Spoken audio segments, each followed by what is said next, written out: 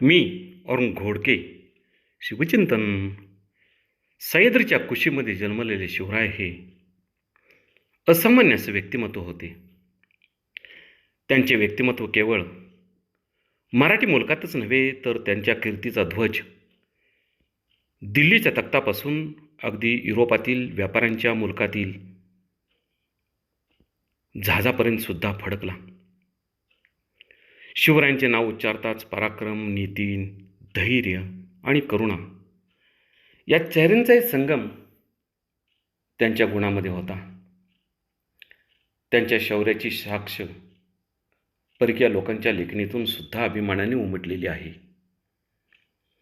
बलाढ्य मोंगल बादशाह औरंगजेबाच्या हाती तुरी देऊन आग्र्याहून केलेली सुटका म्हणजे मोंगल साम्राज्याला धक्का देणारी ठरली.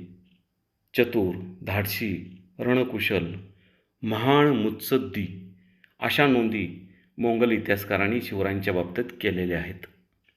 तर विजापूर दरबारात युक्ती, शौर्य, साहस, गनिमी कावा अप्रतिम होता अशी नोंद केली आहे.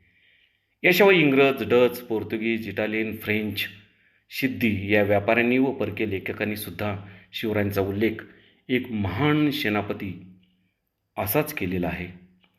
स्त्रियांचा सन्मान, प्रजेचे हित, शत्रूच्या स्त्रियांना माते समान मानणारी उदात्त विचारसरणी शिवरायांची होती.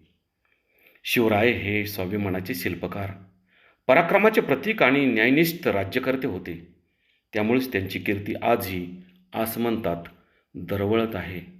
बहुत काय बोलणे. राम, कृष्ण, हरी.